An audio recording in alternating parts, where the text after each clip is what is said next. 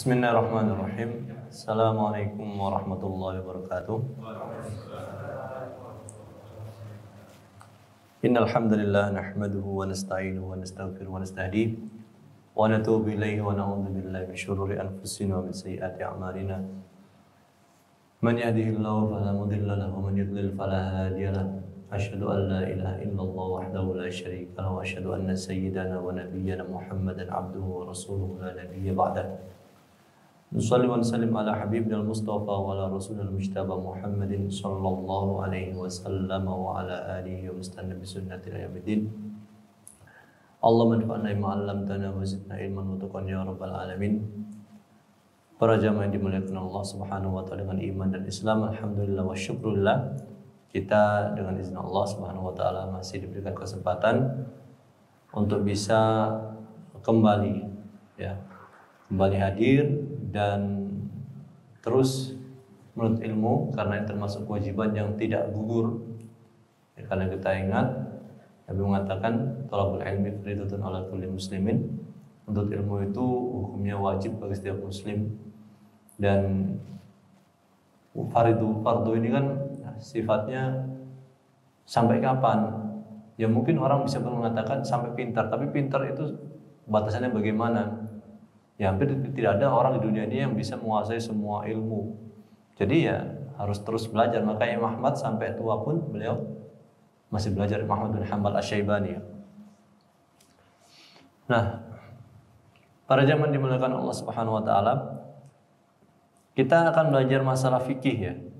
Nah, fikih ini memang ranah yang banyak perbedaan ya.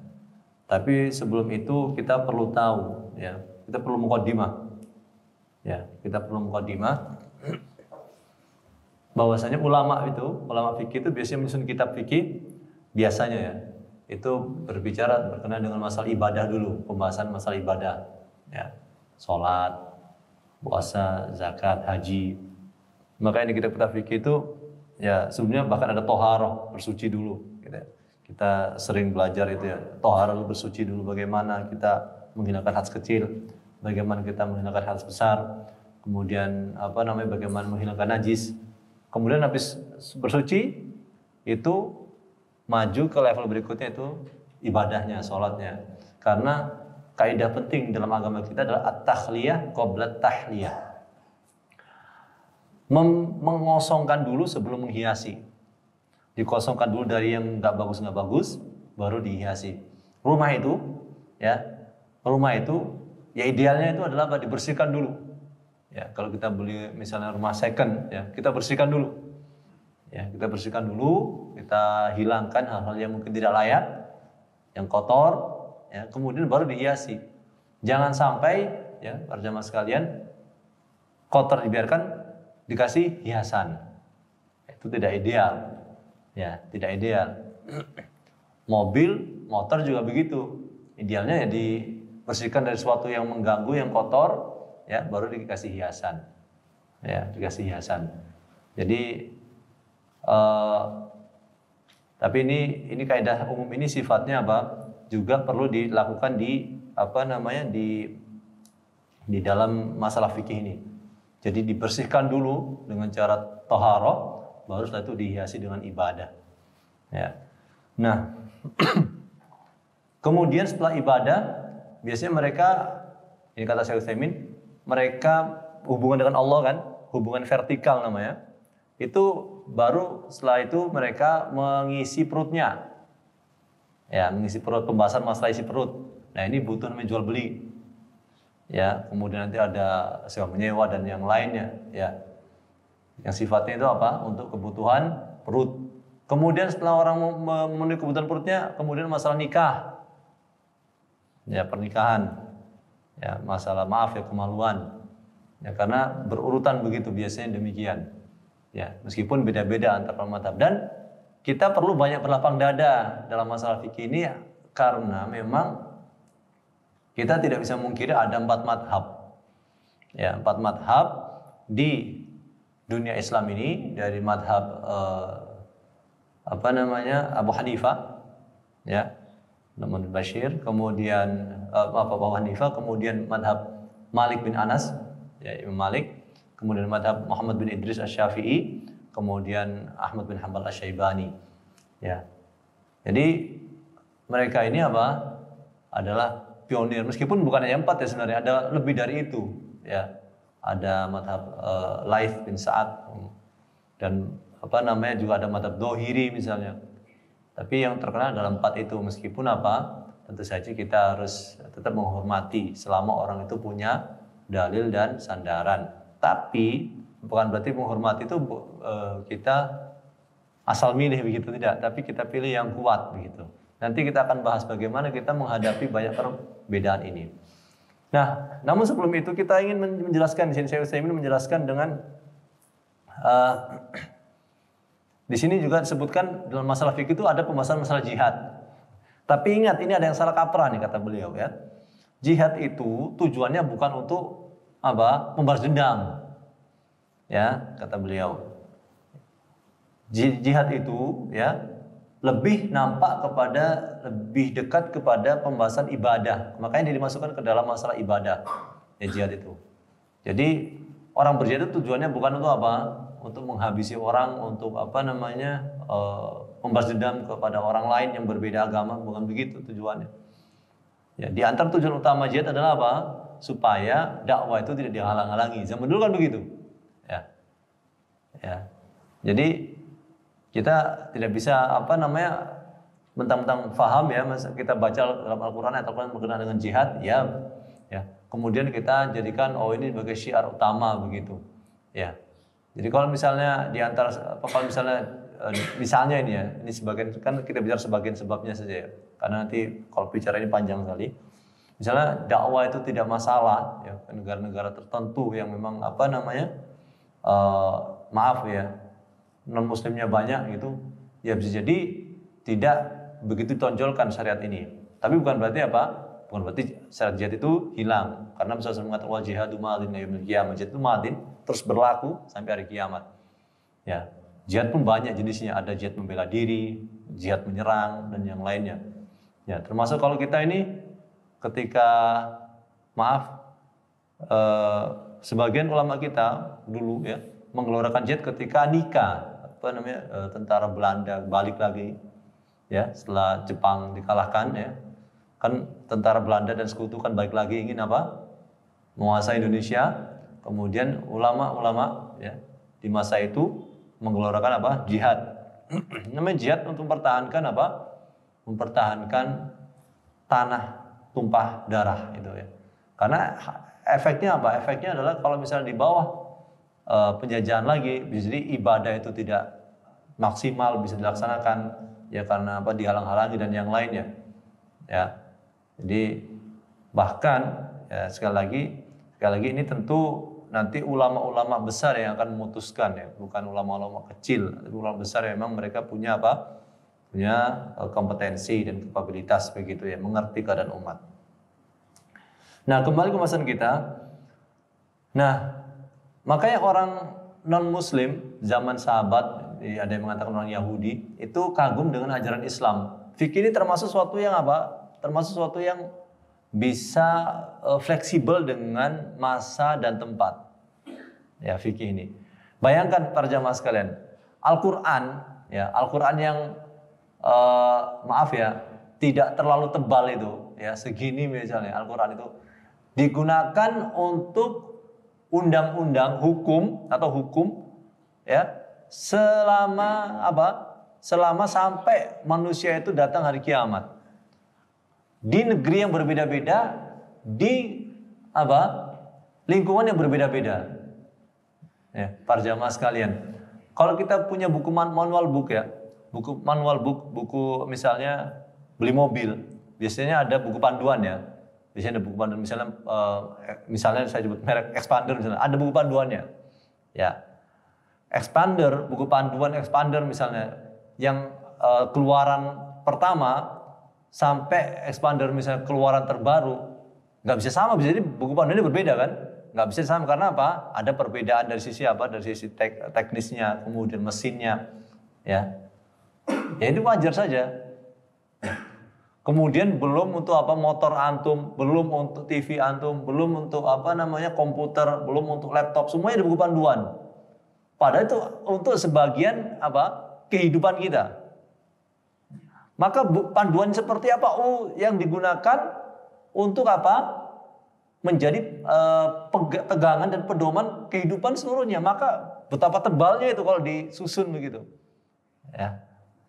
Ya, jadi makanya kan sangat apa namanya bagaimana Allah membuat suatu panduan yang sifatnya itu bisa berlaku seterusnya dimanapun, tapi tetap simpel.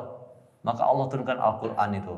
Nah, pengembangannya itulah, penafsirannya itulah, interpretasinya itulah ya yang diserahkan oleh apa? Kepada ulama. Ada Al-Quran, hadis Nabi SAW yang kita tahu Nabi SAW mengatakan bahwasanya apa? Jadi aku tak meninggalkan untuk kalian dua hal. Ya kalau kalian tetap berpegang dengan kedua itu apa? Kedua hal itu maka kalian tidak akan tersesat selamanya. Yaitu Al-Quran hadis Nabi SAW. Katakan kita Al-Quran tebalnya segini. Kemudian kita lihat Kutubut Tis'ah misalnya. Kutubut Tis'ah 9 kitab itu. Tapi itu pun masih ada yang lain selain Kutubut Tis'ah. Ya, itu digunakan untuk seluruh apa? Seluruh keadaan hidup kita. Ya, jadi ini mukjizat, termasuk mukjizat Islam adalah syariat. Mukjizat Islam itu syariat itu termasuk apa? Mukjizat Islam. Dalam artian apa? Kok bisa ya Allah menurunkan syariat ini bisa digunakan untuk masa yang berbeda-beda. Zaman Nabi orang pakai unta yang berkendara itu, kemudian zaman sekarang pakai pesawat. Ya. Bagaimana itu ceritanya? Nah, nanti ada syariat apa? Misalnya wa idza darabtum fil ardi falaysa 'alaikum junahun an taqsurna as-salata in khiftum ay yaftinakum alladziina kafaru misalnya. Masalah qasar. Ya. Qasar itu Nabi kasih kaidah umum saja. Pak Allah Subhanahu wa taala memberikan kaidah umum saja. Ya. Kalau kalian itu apa? Menjelajah bumi, ya, maka tidak ada dosa bagi kalian itu apa? Untuk mengqasar salat misalnya. Ya mau pakai unta, mau pakai pesawat, ya. Ya, jadi ini benar-benar apa menunjukkan bahwasanya begitu hebat. Saya kasih contoh begini, perbandingannya sekarang, perbandingan undang-undang bikinan manusia sama bikinan Allah Subhanahu Wa Taala. Ya, masalah zina misalnya. Kalau kita model enak nggak sih hidup di misalnya negara non Muslim, di sana orang itu laki-laki bebas, laki-laki perempuan bebas, ya, mereka nggak perlu nikah. Kalau lagi ingin ya dia pergi ke apa tempat hiburan malam, ketemu orang, mungkin dia pergi sebentar, habis itu balik lagi. Secara logis oke, ya nggak ada pertanggungjawaban, sama-sama enjoy, nggak ada masalah sebenarnya kan, sama-sama senang, tidak ada tanggung jawab dan yang lainnya, nggak ada masalah sama sekali. Ya, itu enak. Tapi kalau misalnya sekarang mungkin gara-gara pernikahan apa, dua kepala yang sebenarnya berbeda dipaksa untuk hidup dalam satu rumah. Nah, laki-laki sama laki-laki saja itu misalnya hidup ya misalnya di pesantren ya, laki-laki sama laki-laki misalnya itu kan kemungkinan terjadi perselisihan kan besar ya di pesantren itu kan, artinya yang karakternya mirip apalagi laki-laki sama perempuan yang karakternya berbeda disuruh hidup apa di satu tempat. Bayangkan ya, laki-laki yang biasanya cuek dikumpulkan dengan perempuan yang sensitif. Ya. Maka potensi untuk terjadi apa? Perselisihan, potensi untuk terjadi apa? Gontok-gontokan sangat besar sekali. Orang laki-laki yang sama-sama karakter laki-laki aja bisa nggak bisa memahami satu sama lain, apalagi laki-laki sama perempuan. Ini kritikannya begitu kan. Syariat ini kan beda kan? Ya. Kalau kenapa misal di Eropa dibiarkan saja? Di orang seperti itu di Indonesia misalnya tidak boleh ya karena misalnya ada menganut kepada kepercayaan ya kita sebut di Islam dan agama-agama lain yang diakui di Indonesia ya memang tidak mengakui itu, bahkan misalnya di Kristen sebagai Katolik ya misalnya tidak boleh orang itu ada perceraian misalnya kan seumur hidup misalnya. Ya, kalau di Islam masih boleh ya ada perceraian. Nah misalnya kita bandingkan hidup seperti itu, tapi kalau kita pikir dalam-dalam para jamaah sekalian, enak bagaimana pernikahan sama yang hidup bebas. Syariat ini kan sama-sama syariat nih. Itu syariat juga itu sebenarnya. Ya. Cuma logikanya gimana? Apakah seperti itu atau seperti ini? Wallahu ta'ala alam. Kalau kita pikir masak-masak, ini malah sesuai dengan hak asasi manusia, sangat pas, terutama perempuan. Ya. Dalam pernikahan ada hak dan kewajiban. Ya. Jadi nggak asal orang itu, kalau misalnya tadi di negara non muslim tadi, orang ketemu di tempat hiburan malam, kemudian sama-sama bersenang-senang semalaman, kemudian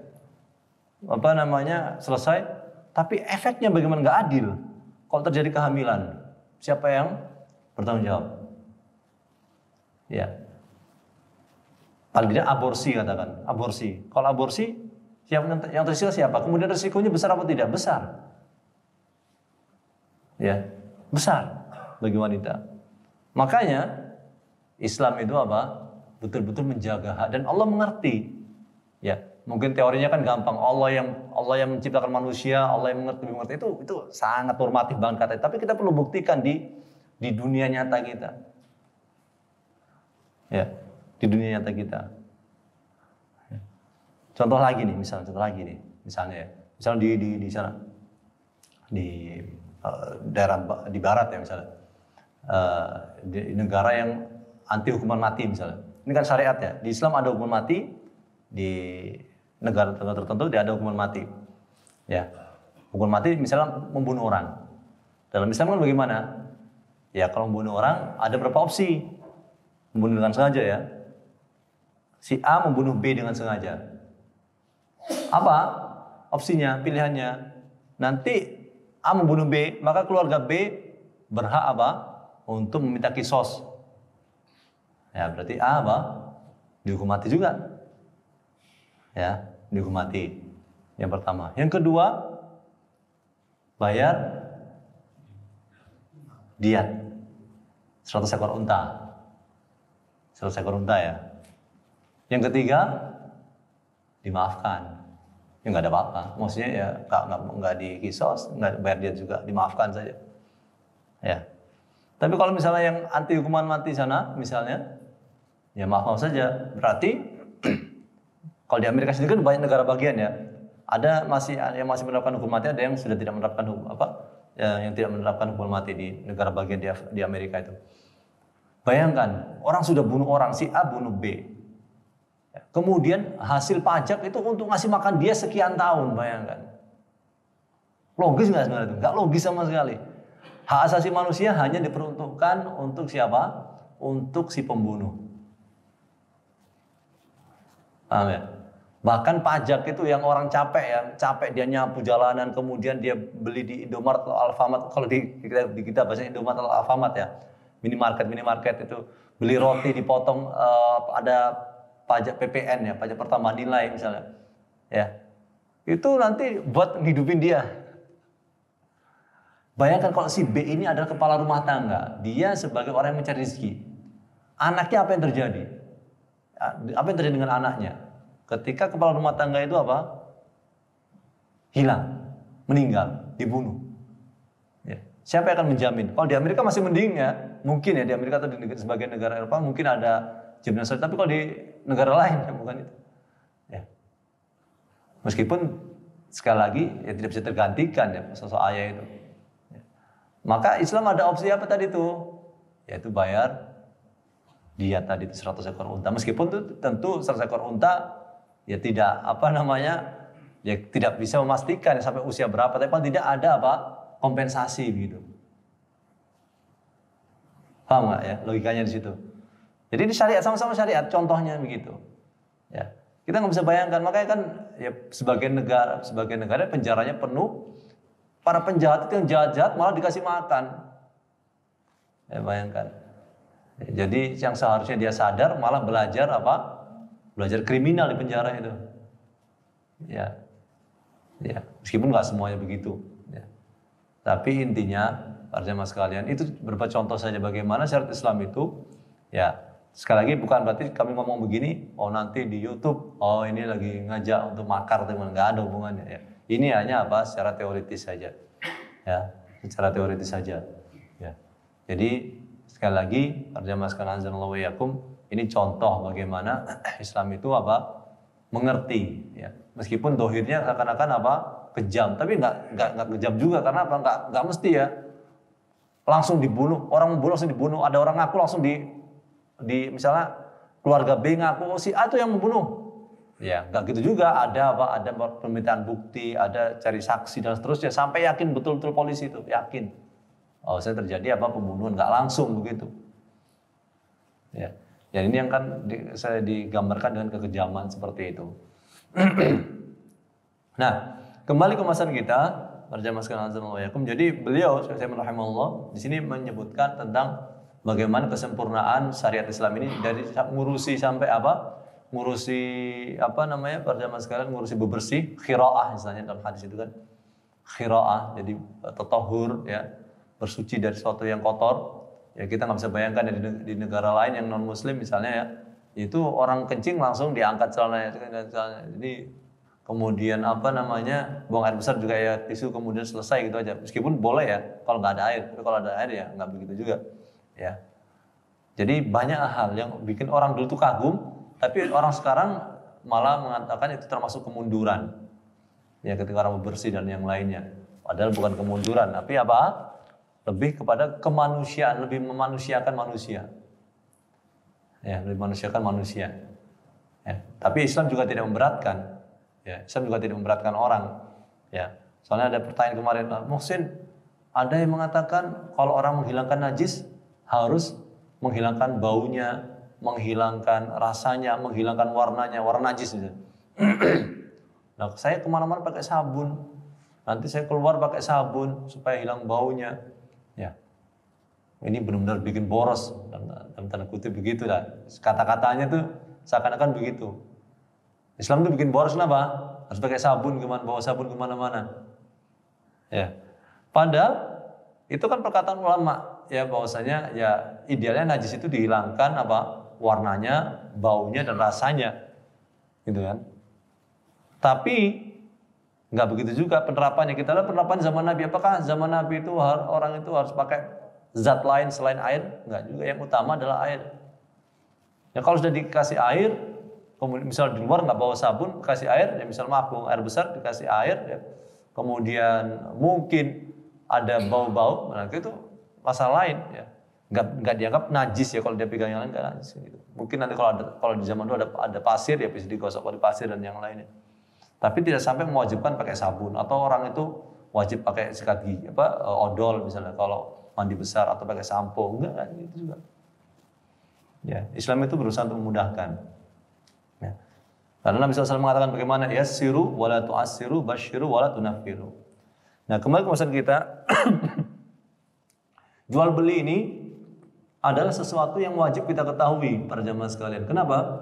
Karena kita setiap hari berjual beli dan orang muslim itu setiap gerak-geriknya idealnya itu harus apa? Harus ngerti syariatnya dan tidak bisa trial and error. Coba dulu kemudian kalau salah ya balik gitu kayak orang melakukan penelitian di laboratorium begitu. Nggak bisa begitu. Harus tahu dulu. Makanya kan Imam Bukhari ya kita sering dengar ya dalam kitab beliau babul ilmi qablal qauli wal amal. Bahwa seorang itu harus berilmu sebelum berucap dan beramal. Jadi Islam dalam masalah kehidupan sehari-hari ya kaum muslimin harusnya cari tahu dulu sebelum bertindak. Dia jangan terjun dulu ke bursa saham ya bursa efek kemudian ketika ada masalah baru baru dia tanya hukumnya gimana ini. Ya, misalnya dia main binomo misalnya. Oh, rame nih binomo nih.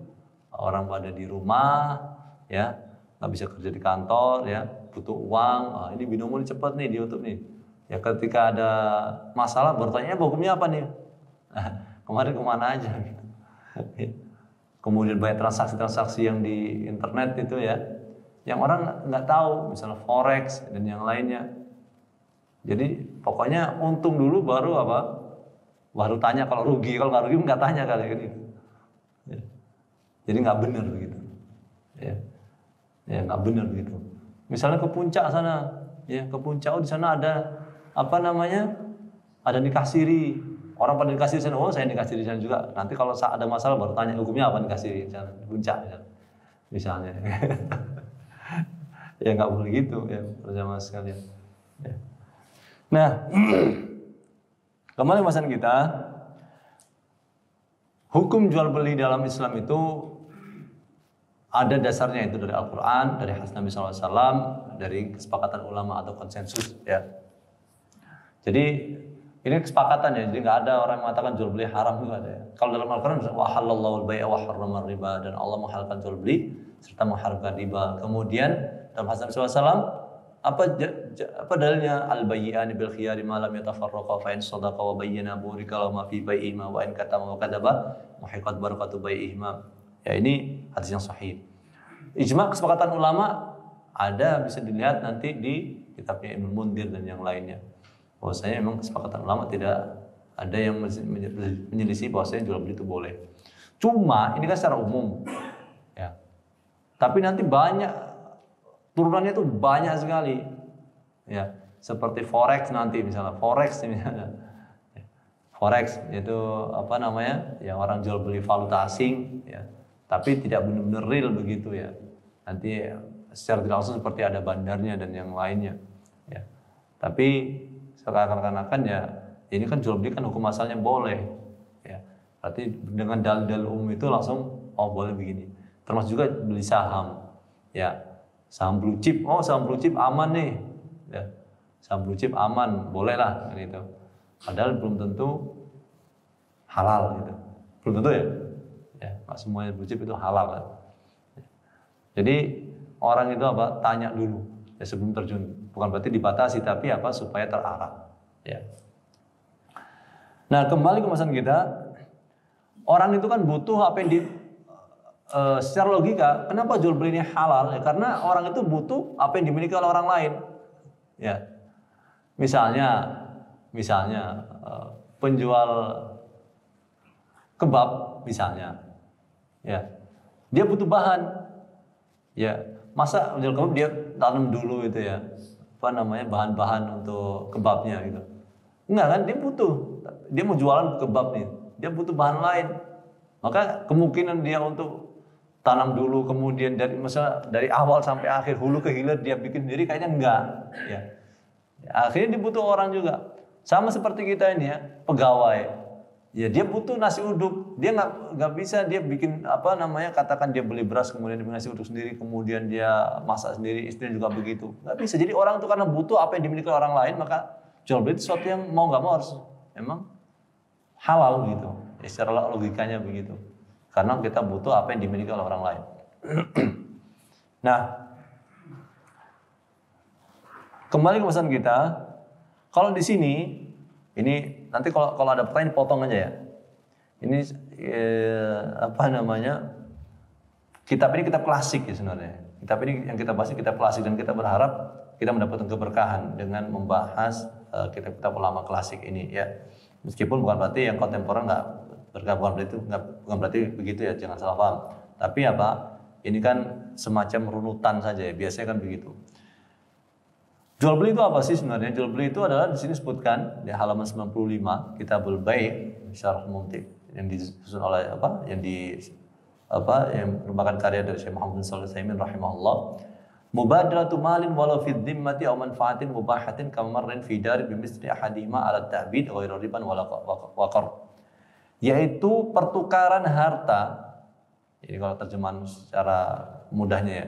Pertukaran harta meskipun itu tidak tertentu atau pertukaran manfaat yang dibolehkan seperti ya, jalanan di dalam rumah ditukar dengan salah satu dari keduanya alat ta'bid yang berlaku seterusnya, dan keluar dari hal ini masalah riba serta masalah hutang.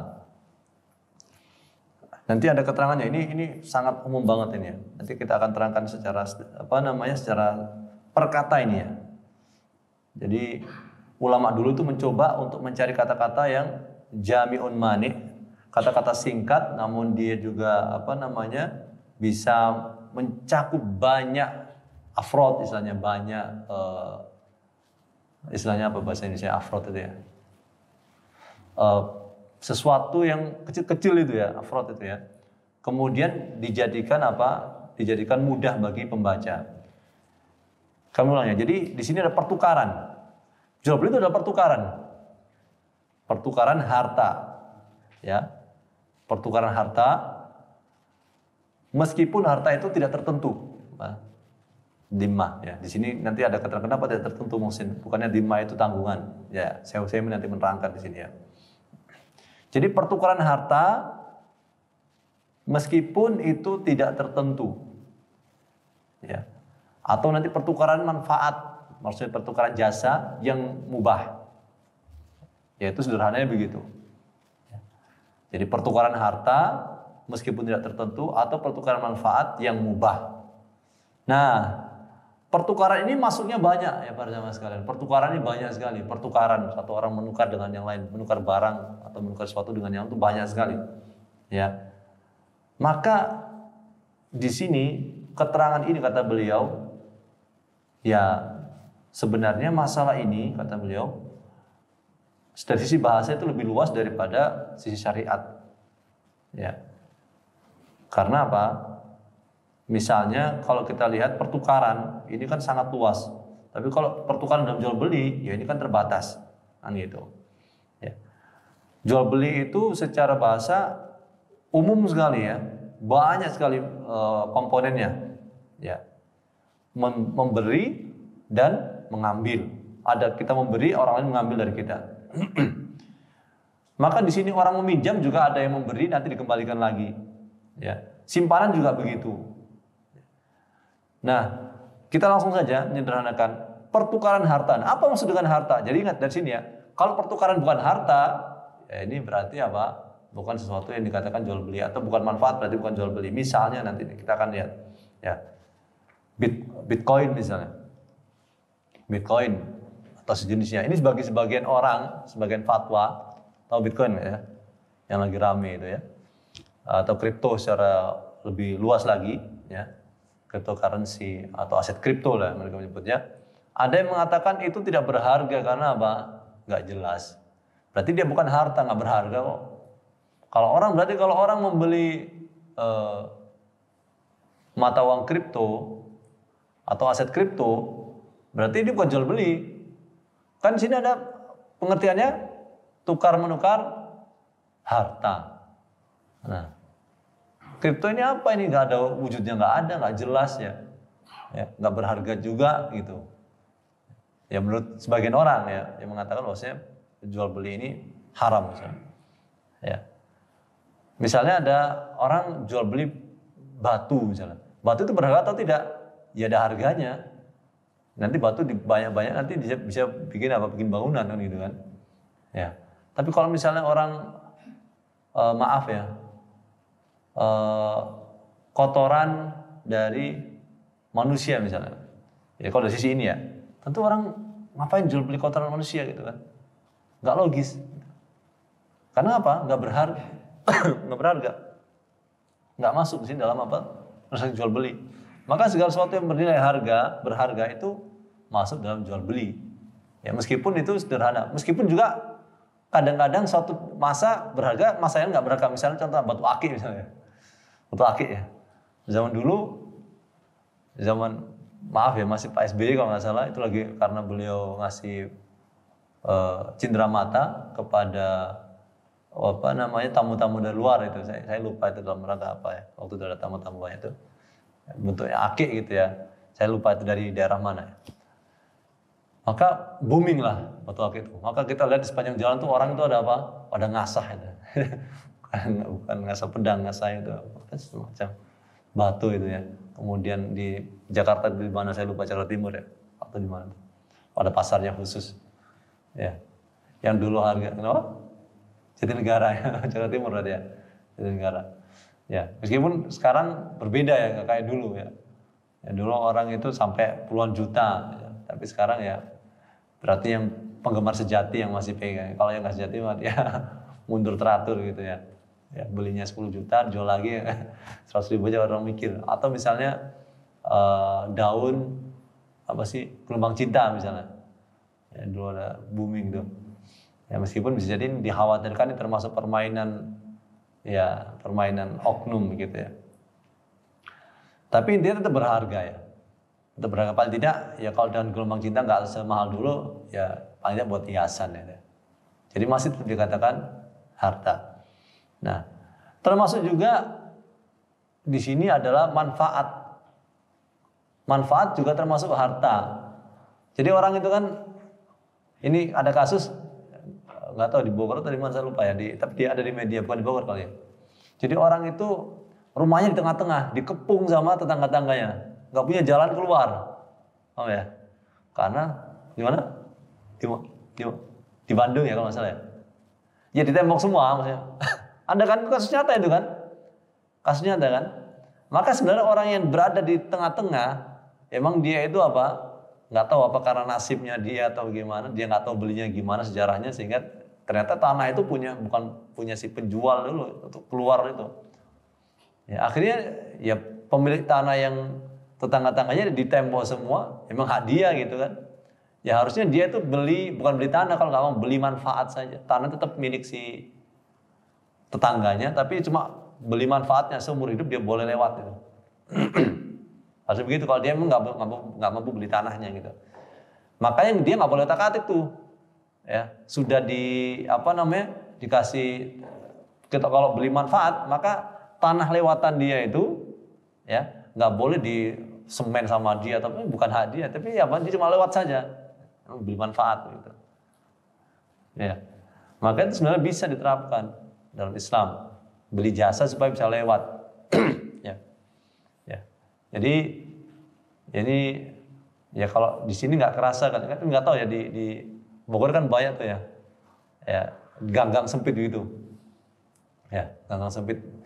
Tapi bisa jadi itu punya orang yang memang diikhlaskan, atau memang ya itu orang memang istilahnya, kalau di perumahan kan ada fasus, ada faso, memang ada jalan ya. Tapi kalau yang bukan perumahan kan ya itu kesepakatan saja gitu kan. Ya. Tapi harusnya ada rasa untuk rasa kasih sayang kepada sama, idealnya begitu. Ya.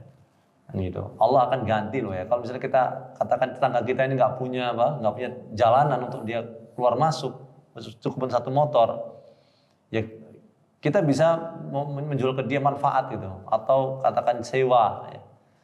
Tapi kalau misalnya, kok pelit amat, perasaan nanti mati juga nggak dibawa mati tanah itu kan, misalnya sampai takut omongan gitu. Padahal sebenarnya sah-sah saja gitu ya. Ya, Islam ya kalau dikatakan perhitungan banget. Jadi Islam itu begini. Islam itu memberikan kaidah umum yang bisa matematika, bisa dihitung secara matematis. Tapi nanti ada setelahnya itu tahapan ihsan. Ya, tahapan ihsan itu ya sukarela gitu ya. Nggak saklek seperti matematika gitu juga gitu ya. Ya nggak saklek matematika. Seperti Utsman bin Affan ya, dan Abdurrahman bin Auf, para pedagang itu yang zaman Nabi SAW. Ketika di zaman paceklik misalnya, Utsman menyumbangkan semua hartanya itu bukan semuanya, sebagian besar hartanya itu dari perdagangan itu dikasihkan untuk orang fakir miskin, atau saat perang misalnya. Jadi nggak hitung-hitungan matematika lagi gitu maksudnya. Ya, meskipun Nabi juga kadang-kadang memberikan semangat untuk orang itu dengan surga. Ya. Nah, jadi pertukaran harta ini jadi luas banget ya Islam ini ngasih kaidah. Barter masuk kalau zaman dulu kan barter ya, nggak ada uang. Kemudian nanti ada masa emas dan perak, emas dinar, kemudian perak dirham, dinar dari dari Romawi, perak dari Persia. Ya. Zaman dulu. Jadi dinar dan dirham itu sebelum Nabi ada memang sudah berlaku. Jadi kita nggak bisa mengatakan itu dinar dan dirham Islam yang bikin, nggak gitu. Karena sebelum Nabi juga sudah ada dinar dan dirham gitu. Ya, mata uang itu. Tapi kalau ada orang mengajak kepada kembali kepada dinar dan dirham, ya seperti kemarin terjadi di Depok misalnya. pasar apa? Pasar apa namanya itu saya lupa. Yang ditangkap itu ya. Karena menyelisih undang-undang. Ya, dibayar pakai dinar dan dirham. Itu sebenarnya kalau orang mau aman dari inflasi ya bisa saja pakai dinar dan dirham. Sama seperti zaman Nabi, satu kambing satu dinar, sekarang juga masih satu dinar gitu. Tapi kalau antum beli kambing pakai dolar atau rupiah misalnya bisa berbeda, inflasi karena tadakhum namanya dalam bahasa Arab. Inflasi zaman 90 tahun 90 ya nggak 3 juta seperti zaman sekarang gitu satu kambing ya. Tapi kalau dinar ya tetap ya. Nah, tapi undang-undang kita kan memang ya kita taat gitu. Dalam artian ya sudah kan nggak boleh membayar pakai rupiah misalnya. Ya sudah. Termasuk juga orang beli pakai Bitcoin, Litecoin, Ethereum ya dan lain-lain. Yaitu yang kripto tadi itu. Secara legal, maksudnya secara undang-undang ini tentu bermasalah. Ya, bermasalah. Ya. Tapi secara Islam lebih luas, Islam lebih sederhana ya. Jadi nggak terpaku pada dinar dan dirham saja. Bisa bahkan ada yang sampai mengatakan ya seandainya orang-orang itu sepakat untuk menjadikan kulit hewan itu sebagai mata uang maka bisa jadi itu berlaku begitu. Ya. Kulit hewan. Ya. Tergantung kesepakatan asalnya begitu. Ya, undang-undang Islam. Ya, tapi karena kita dibatasi ya sudah kita ikuti gitu kan. Gitu.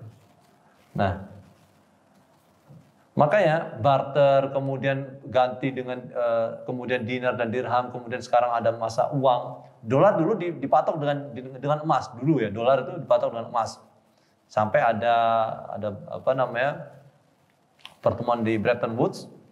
Akhirnya dolar itu dilepaskan dari emas. Ya. Dulu dolar itu bisa ditukar emas. Tapi setelah Bretton Woods itu ya mereka bersepakat tidak mengikat dolar dengan emas lagi. Ya, akhirnya juga fluktuatif juga. Ya. Jadi Indonesia juga sama, rupiah dulu dipatok terhadap dolar ya. Tahun 98 akhirnya dilepas sama Bank Indonesia.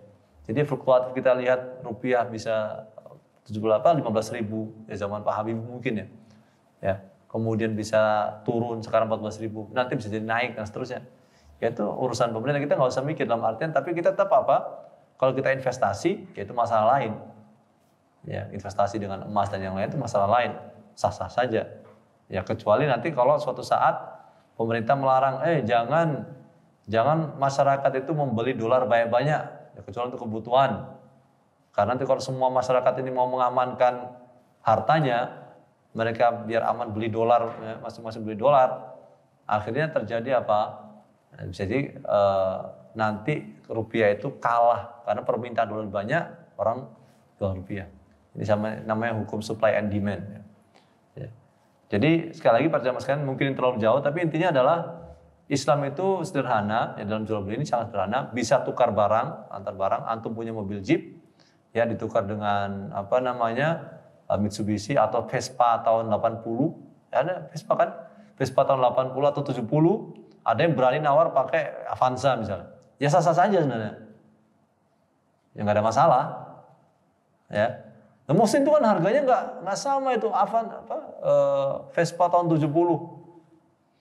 Ditukar dengan Avanza. Ya ini kan masalah kolektor ya. Kita nggak bisa berbicara secara rasional dengan kolektor kan. Ya. Ya sah-sah saja selama saling ridho. Karena Nabi SAW mengatakan innamal bai' wan taradhi. Sesungguhnya jual beli itu didasari saling ridho. Ya, dasarnya saling ridho. Ya. Makanya kan, tapi kita harus ya orang itu ada masalah lain yang akan dikata itu israf. Wa kulu washrabu wala tusrifu. Makan dan minumlah, tapi jangan berlebihan. Bayangkan untuk Vespa dia keluarin duit, misalnya Avanza harganya berapa? Saya nggak tahu Avanza berapa kan? Saya nggak tahu. Tapi kayaknya 100 juta lebih. Saya nggak ngerti. Ya katakan dia 200 juta katakan yang baru misalnya 200 juta misalnya. 200 juta untuk beli seakan-akan seperti untuk digunakan untuk dapat Vespa ini saja. Vespa tahun 70. Ya padahal paling untuk Sunmori saja ya. Ya Sunmori ya gitu ya. Oh ya ada. Baik. Ada dulu, nanti kita lanjut sebentar ya. Iya. Jadi meskipun tadi boleh dari sisi hukum pertukaran barter tadi ya, antara Avanza dengan misalnya Vespa tahun 70 misalnya. Tapi bisa jadi dari sisi yang lain kena masalah, yaitu dari sisi israf dan tabdzir. Apalagi koleksi banyak ya, apalagi kalau koleksi banyak itu ya, koleksi begitu kolektor. Maka nanti bisa ditanya oleh Allah Subhanahu Wa Taala, kan kita tahu ya, tidak akan bergeser dua kaki seorang hamba ya, sampai tanya tentang 4 hal. Di antaranya adalah tentang hartanya dari mana didapatkan dan kemana dia belanjakan. Nah, kalau dibelanjakan untuk koleksi, bukan Vespa, banyak ya, ada orang koleksi burung, koleksi yang harganya itu ratusan juta, bahkan sampai lebih dari itu ya. Nanti ditanya tetanggamu bagaimana, tetanggamu orang yang mustahik berhak mendapatkan zakat, tapi dia cuma dapat selama setahun sekali, yaitu saat Ramadan saja. Memang orang miskin hidupnya di bulan Ramadan saja, itu kan. Jadi tanya Allah Subhanahu Wa Taala. Jadi sekali lagi para jamaah sekalian, kita harus tahu bahwasanya rezeki itu Allah yang menentukan. Orang kaya, orang miskin itu Allah yang menentukan. Kenapa? Misal sama bekerja tapi belum tentu hasilnya sama. Benar nggak kira-kira? Katakan di pabrik levelnya sama, gajinya sama jelas, tapi kesejahteraannya bisa berbeda. Sama-sama penjual baju ya, sama-sama ngambilnya dari Tanah Abang ya. Katakan tokonya sampingan, tapi beda, yang dapatkan beda. Artinya Allah yang mengatur gitu kan. Jadi Allah ketika orang itu kaya berarti Allah titipkan, ini bukan full punya kamu gitu. Ada hak orang lain gitu. Ya. Makanya kan dikatakan wa fi amwalihim haqqul lis-sa'il wal mahrum. Di dalam harta mereka ada apa? Hak orang yang minta-minta dan orang yang memang terhalang untuk mendapatkan hal tersebut. Ya. Orang kaya, maaf nih ya, saya nggak rasis atau gimana. Misalnya nih di Indonesia nih, yang biasanya kaya itu orang rasnya apa misalnya? Kan ketahuan, ya ketahuan kan rasnya apa. Betul seperti itu. Tapi memang betul juga usaha mereka. Tapi betul juga ada sisi Allah takdirkan mereka berada di lingkungan yang sudah punya modal, ya punya modal. Jadi tinggal bisnis saja, melanjutkan bisnis saja gitu. Jadi kan Allah yang mentakdirkan dia lahir itu kan. Kalau dia dilahirkan misalnya maaf ya, maaf sekali lagi bukan rasis, pedalaman Banten, Lebak misalnya, ya misalnya kita lihat ada orang jualan madu, nggak pakai sendal tuh, pemadu kemana-mana itu, ya orang Badui misalnya, ya itu sehari laku nggak? Ya belum tentu laku. Tapi ada orang yang cuma ongkang kaki ya, kita lihat HP-nya iPhone 13 ya, iPad dia punya. Karena memang sudah dia dilahirkan di tengah-tengah keluarga emang begitu. Berarti apa? Emang Allah takdirkan dia kaya gitu. Ya, meskipun bisa jadi memang beda ya karakternya itu ya. Ya misalnya maaf sekali lagi. Orang karakter ras tertentu emang dia siang malam dia kan bisnis itu kan. Dia nggak pembukuan, kemudian pencatatan itu berbeda dengan orang biasa. Itu betul seperti itu. Betul itu tidak dipungkiri. Ya. Tapi juga ada unsur Tuhan itu pasti ada, nggak mungkin tidak ada. Faktor luck, keberuntungan dari Allah itu pasti ada. Nggak mungkin murni hanya dari usaha manusia. Kalau sama seperti gitu ya, Qarun betul dong ya. Qarun apa yang dikatakan? Qala innama utituhu ala ilmin indi. Ya, qala innama utituhu ala ilmin indi. Aku dikasih harta ini berdasarkan apa? Pengetahuanku, kepintaranku. Pinter jualan, pinter dagang, bapak saya pedagang, kakek saya pedagang, memang darah pedagang. Nah, katakan, iya betul kan.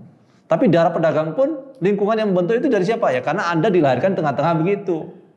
Bisa jadi kalau enggak ya bisa jadi Anda Allah takdirkan lahir di pedalaman Afrika yang nggak tahu. Ya. Yang di sana banyak penyakit, kemiskinan merajalela.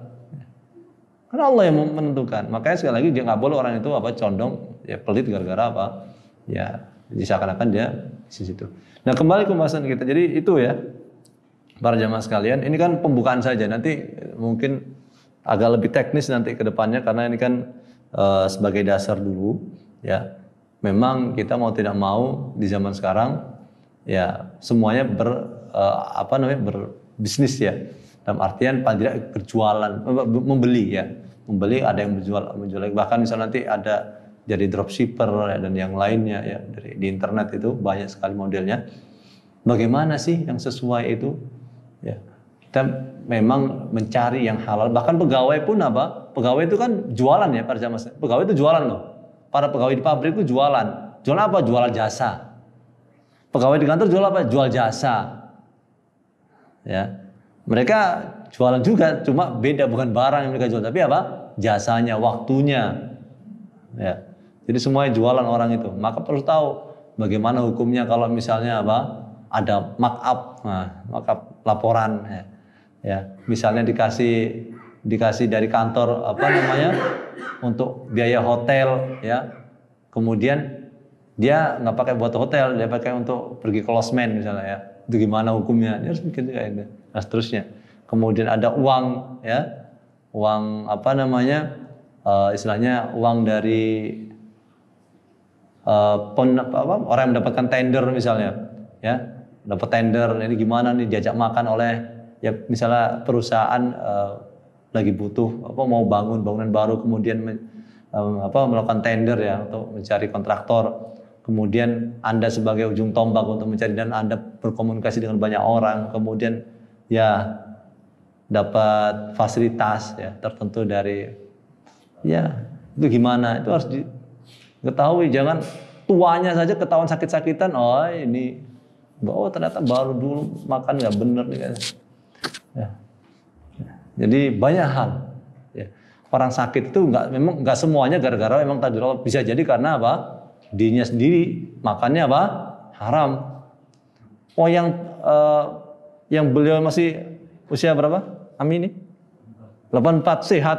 Mas itu ini baru 50, ya Allah susahnya minta ampun ya, jalan sebentar. Kan gitu. Ya bisa jadi, itu enggak semuanya gitu. Makanya kan kisah nyata ada seorang hakim korupsi 150 miliar, ini kisah nyata ya. Sekarang ya dia kalau mau bangun disuntik, tidur disuntik. Uang 150 miliar itu kan nggak dimasukkan ke rekening dia kan. Kalau masukin rekening dia kan ketahuan, ditaruh di rekening orang lain. Orang lainnya kabur. Dan dia nggak bisa lapor. Kalau dilapor ketahuan. Ini harus korupsi. Ini faktanya nyata di lapangan. Ya, ini kisah nyata.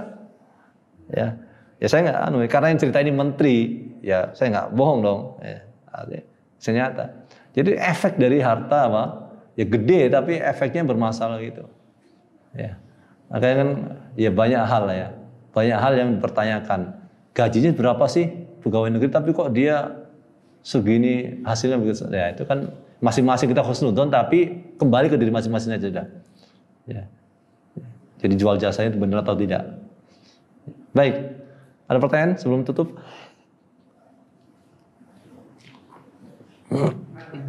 Gimana Ami? Seorang sebagai pegawai bank, manusia itu hukumnya gimana Pak? Ya, jadi bank itu kan ada dua macam ya. Ada bank konvensional, ya sekarang ada bank syariah misalnya. Kalau bank konvensional misalnya yang memang sistemnya sistem ribawi, dan dia memang berkutat di situ, tentu di sini ulama, pertanyaan gini nih. Ulama mana nih pertanyaannya? Ulama Mesir kah yang ditanya, atau ulama Saudi kah, atau ulama Indonesia nih? Nah, itu. Ya, beda-beda, bisa beda-beda kan itu. Ya, kalau Anda lihat di YouTube beda-beda. Ya, tapi kita lihat berusaha, kan kita sampaikan tadi. Ya, ulama itu kan menafsirkan nas. Ya, bisa jadi benar, bisa tidak. Beristihad mereka kan. Nah, kita lihat mana yang kira-kira dalilnya kuat.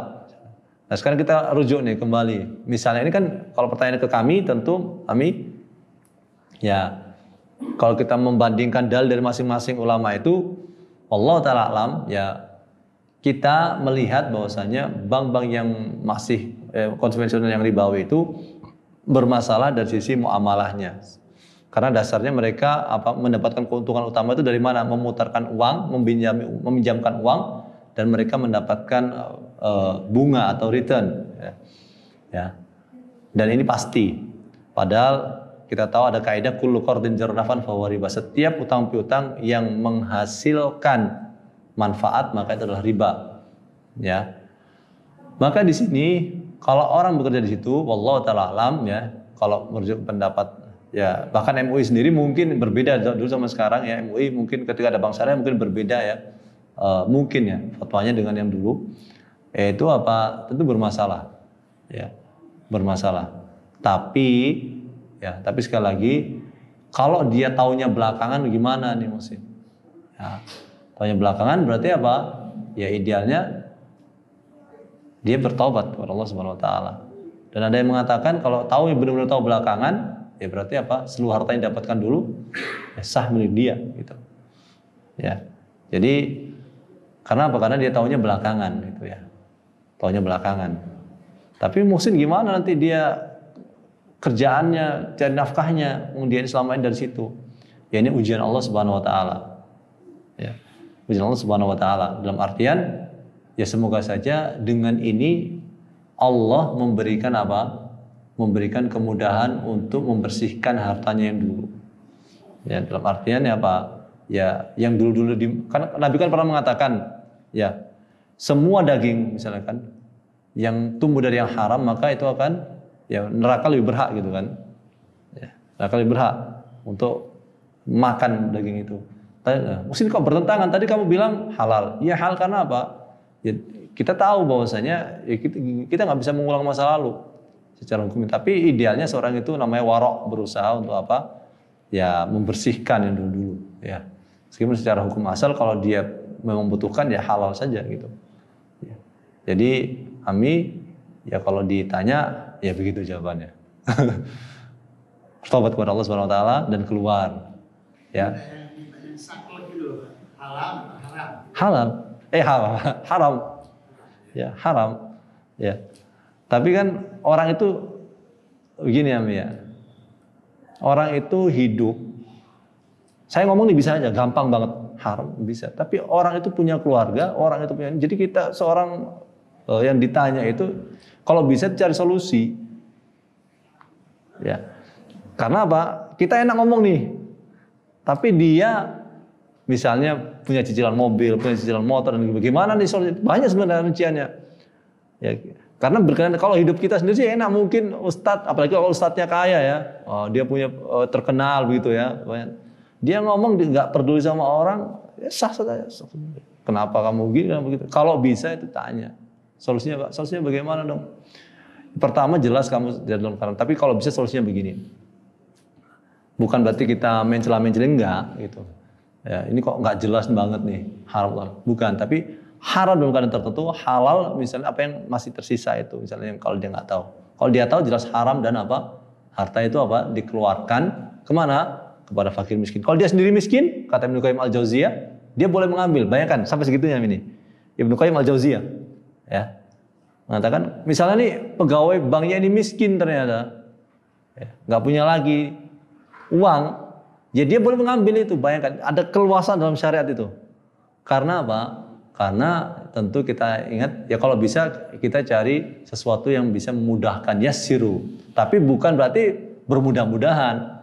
Kalau nggak ada dalil kita nggak bisa katakan oh ini boleh salaman dengan perempuan boleh. Ya misalnya dalilnya dikatakan lemah dan yang lainnya, tapi kita cari yang kuat ya sudah kita katakan salaman laki perempuan haram. Kemudian riswah, ya apa sih suap penyuap, ya misalnya, tapi suapnya pada yang boleh, ya misalnya kayak misalnya nih KTP nggak keluar nih di RT sudah setahun nggak keluar, butuh pelicin ya sudah kita kasih dia, tapi dosanya tadi ya.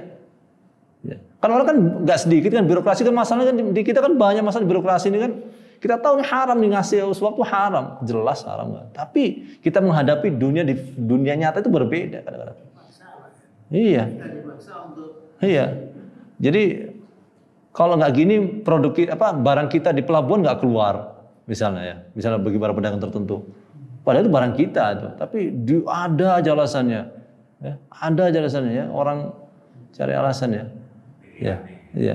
Tapi kita bukan cari, gimana lagi itu barang kita hak kita tapi nggak dapet gitu. Tapi kalau misalnya orang memang bukan hak dia, ya dia tender nih untuk aspal, makanya aspal kan sering rusak itu. Saya bingung ya di Saudi itu perasaan nggak setiap tahun ganti-ganti gitu. Itu perasaan saya saja sih ya. Lubangan. Jadi kebanyakan bocornya. Jadi ya orang yang bikin proyek itu ya terpaksa mengurangi bahannya misalnya. Tapi kalau misalnya dia tuh tender ya, misalnya kalau tahu prosesnya seperti itu, ya jangan diikuti sudah.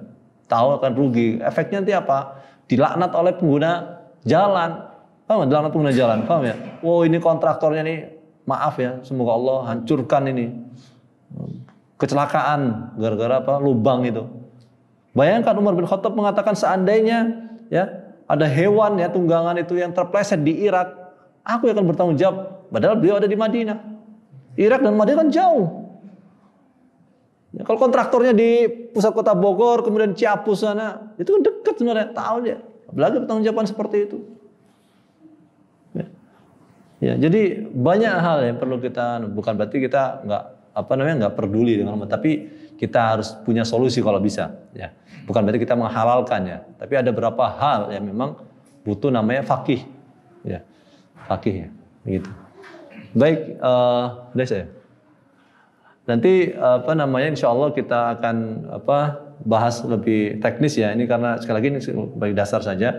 Intinya adalah para jamaah sekalian, Allah la yukallifullahu nafsan illa wus'aha, dan Allah ingin kita mendapatkan Nabi SAW mengatakan inna dina yusrun, agama Islam itu mudah, wa la yusyada ahadun hadzal dina illa ghalaba, tidak ada orang persulit agama Islam ini kecuali dia akan terkalahkan oleh apa yang dia perbuat sendiri.